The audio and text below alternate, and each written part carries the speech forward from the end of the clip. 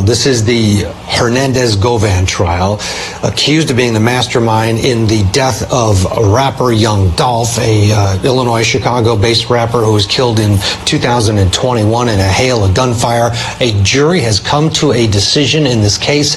Let's go in and see what the verdict is. State of Tennessee versus Hernandez Govan, count 1. We, the jury, found the defendant Hernandez Govan not guilty in count 1 of the indictment.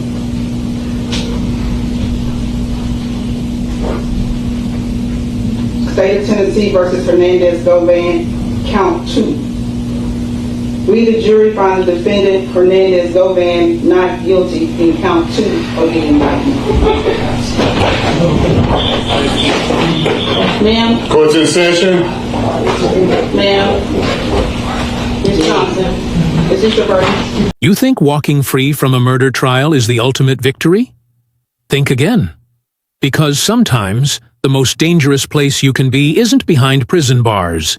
It's on the streets with a target on your back and nowhere to hide. And that's exactly where Hernandez Govan finds himself right now, after his shocking acquittal in the Young Dolph murder case that has left Memphis and the entire hip-hop world absolutely stunned. Just days ago, the man alleged to be the mastermind behind one of rap's most devastating losses walked out of that courtroom a free man, while everyone, and I mean everyone, sat there with their jaws on the floor. The prosecution was convinced they had their guy. The streets knew who was responsible. The evidence seemed clear-cut. But somehow, some way, the jury said not guilty. And now we're all left wondering, how in the hell did this happen? But here's where this story gets truly twisted. Because while Govan might be celebrating his legal victory tonight, sources close to the situation are telling us that this acquittal might actually be signing his own death warrant. We're talking about a man who's now walking the streets knowing that Young Dolph's people are still out there, still grieving, still angry, and still looking for justice that the courts apparently couldn't deliver. Throughout the week where you're like, you know what, I'm still nervous, prior to the verdict. Was there any point where it's like, I don't know which way it's going to go? I've been nervous for 4 years. How does it feel to be at the end of this 4-year journey that you've been on? Feels great. Just feel like I've been born again. I get a chance to restart my life and do some positive things. Do you think that this verdict will change how the court system is working here in Memphis? As corrupt as this system is, I doubt it.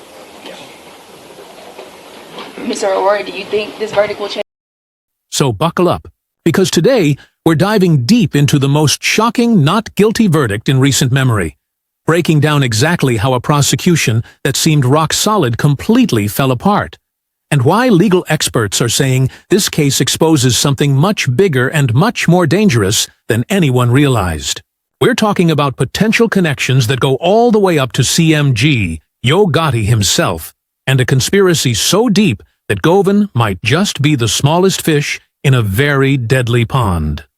The Young Dolph murder case was never really about whether Hernandez Govan was guilty or innocent.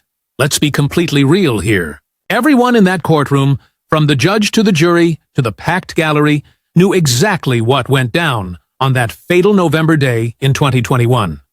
The real question was whether the prosecution could actually prove their case with the evidence they had. And boy, did they fumble this one hard. See, this wasn't your typical sloppy street murder where people leave digital footprints everywhere. This was calculated, old school, and executed in a way that would make seasoned criminals nod in respect. We're talking about a word-of-mouth bounty system with no follow-ups, no accountability, and absolutely no paper trail. No phone calls linking Govan directly to the hit. No text messages, no Venmo transactions. Nothing but the testimony of the actual shooters. And here's the problem with that. So when you deal with that and then a lack of true evidence, no concrete text messages to show, yes, we got him, or this is the plan, or we are here, nothing, no content. The only thing that I understand that states have produced to the jury for them to consider were, you've got multiple phone calls. And for Mr. Govan to be the admitted dealer of the state's main witness of supplying pills and all those things, that would not be a surprise if you've got multiple contacts, they live in the same neighborhood. You can't just go off of, well, I called this person a ton of times to prove a conspiracy case. That's a little bit of a stretch. Convicted killers don't exactly make the most credible witnesses, but let's talk about Govan's performance in that courtroom, because according to everyone who was there, it was simultaneously impressive and absolutely chilling. This man walked in there and played the role of his life, crocodile tears flowing as he presented himself as just a loving father of four who had never touched the streets in his life. People who watched him testify described it as eerie, cold, and so perfectly rehearsed that it felt like watching a movie. The man knew exactly what he was doing, and unfortunately for the prosecution, it worked. Now, the prosecution tried to paint this as a simple case of dirty work for CMG, suggesting that Govan was just following orders and collecting a paycheck. But here's what they completely missed, and this is huge. The real motive was deeply personal, rooted in family-level bonds that went way deeper than any record label politics. We're talking about Hernandez Govan's relationship with J Money and D Money, relationships that the prosecution barely scratched the surface of during the trial. This wasn't just some random connection or business arrangement. Govan treated these guys like his own nephews, like neighbors who'd grown up together. We're talking about shared meals at their mother's house, real family-type bonds that created loyalty strong enough to kill for. And J Money? He wasn't just another Memphis rapper trying to make it big. This dude had serious buzz, was working with Chief Keef, and had developed an incredibly close relationship with Young Dolph as both a mentee and right-hand man. When J Money died, that's when everything changed. Young Dolph stepped into the CEO position, and apparently his business decisions started alienating J Money's people in ways that would prove fatal. The breaking point? When Dolph signed Big Unk, who was allegedly tied to the death of Donnie, J Money's younger brother. Can you imagine the rage that must have caused? J Money's mother even went public on social media, calling out Dolph directly. The streets chose sides through music, through whispers, through social media posts, and suddenly Dolph was being painted as a traitor who had abandoned J Money's family when they needed him most. This wasn't CMG dirty work. This was personal vendetta that had been building for years, and somehow the prosecution completely missed this angle. They went for the surface-level money motive when they should have been digging into these deep, personal relationships that made this murder feel inevitable to everyone who knew the players involved. After 4 years of drama, loss, and absolute chaos surrounding this case, hearing that not guilty verdict felt surreal to everyone following the story. The streets are in disbelief. The city of Memphis is processing what this means, and legal experts who followed every day of testimony are explaining exactly how a case that seemed so solid completely unraveled in front of everyone's eyes. Here's the timeline that destroyed the prosecution's case. Justin Johnson and Cornelius Smith, the actual shooters, hadn't contacted Govan for weeks before the murder. Think about that for a second.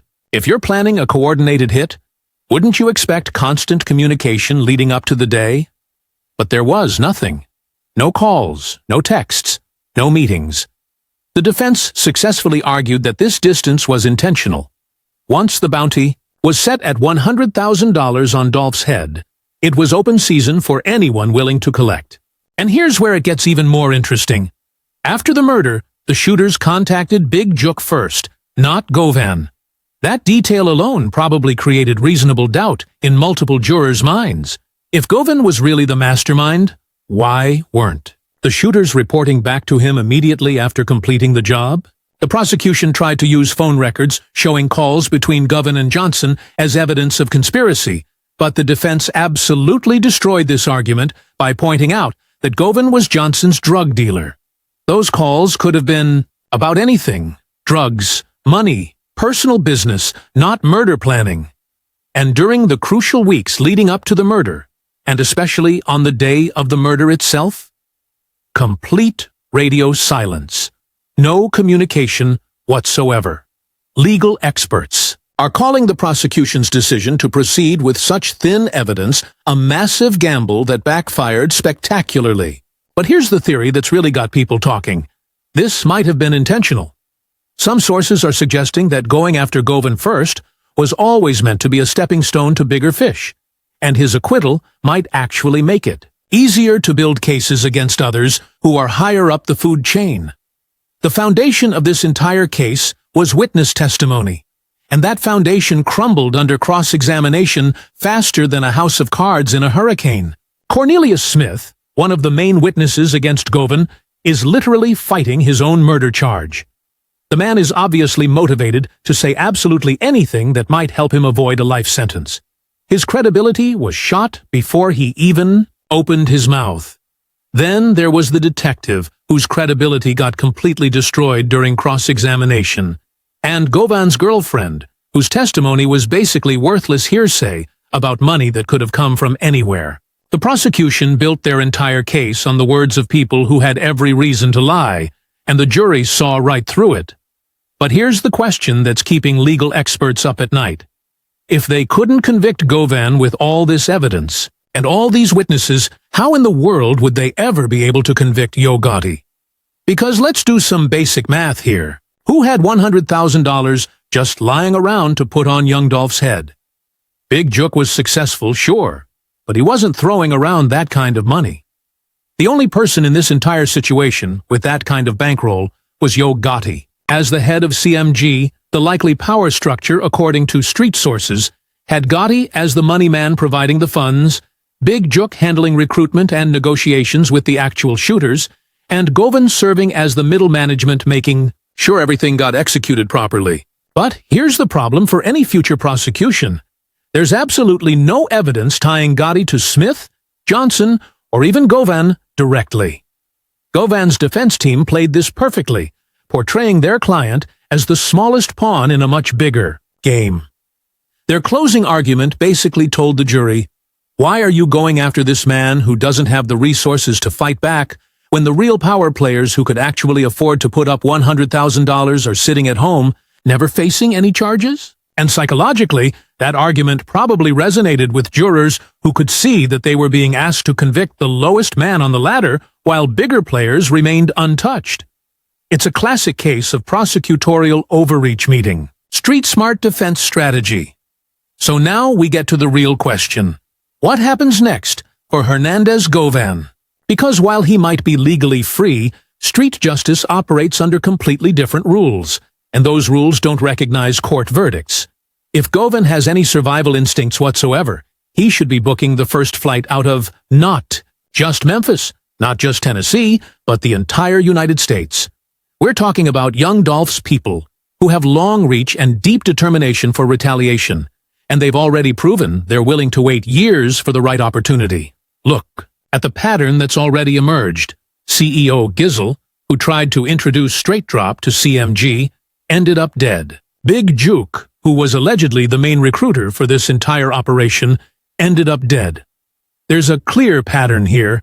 Anyone linked to this case in any significant way has been systematically eliminated, and Govan just painted the biggest target on his back possible. The court system recognized this danger even before the trial ended. Govan was granted bond but placed on strict house arrest, not because he was a flight risk, but because he was a life risk. The judge literally admitted that if Govan went outside, he could be killed before his trial even started. They denied him work release for the same safety reasons, but now all those protections are gone. He's out there with no house arrest, no monitoring, no security detail, just walking around like a regular person while knowing that multiple groups of people want him dead. The court set him free, but freedom doesn't equal safety, especially not when you're dealing with the kind of street justice that doesn't care about jury verdicts. Here's the brutal reality that Hernandez Govan is facing right now. Every choice has consequences in the streets, and no verdict can erase the demand for justice that's been building for over 3 years. Legal experts are saying his only real survival option is complete disappearance. New identity, new country, new life. Because staying anywhere within reach of the people who loved Young Dolph is essentially signing his own death warrant. And that's the ultimate paradox of this entire situation. The court system set Hernandez Govan free, but that freedom might be the most dangerous thing that's ever happened to him. Sometimes prison bars offer more protection than the streets, and Govan is about to find out exactly what that means. The question isn't whether he'll face consequences for Young Dolph's murder. The question is whether he'll live long enough to enjoy his legal victory.